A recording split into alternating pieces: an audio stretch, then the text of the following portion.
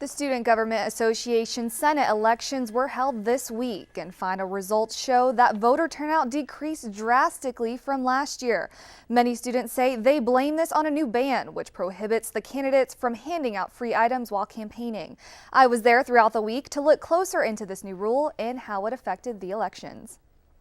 College of Education and Human Performance, Christina Stopner. SGA Senate candidates crowded in front of the student union on Wednesday to find out who would represent each college for this year's student body. And while the student population at UCF is more than 60,000 this semester, election results show less than 3,000 actually voted.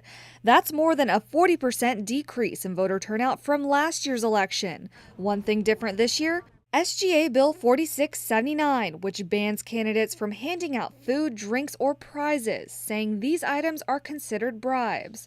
Although the bill was passed back in February, I'm pressing the SGA logo to vote. This was the first election affected, and many students say they noticed. I think it's a negative thing because the free stuff, as bad as it sounds, is what influences people to come over to the tents and to actually take their time to vote.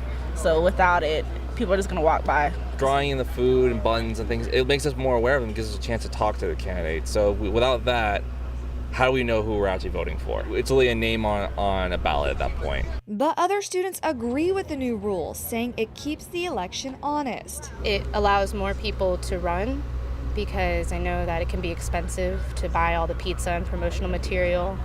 I think it's also good because it doesn't draw in people who are voting just for the sake of pizza. Supervisor of Elections Eunice Wanjiro says the ban was put into place for a good reason. I think the new Senate just thought maybe people see that a lot of people are handing out food and they think that you need money to be in this position, or you need to give people something in order to get their vote, when that's not really the case. And while the candidates couldn't hand out free items, voters could still get their free t-shirt or smoothie from the SGA Election Commission.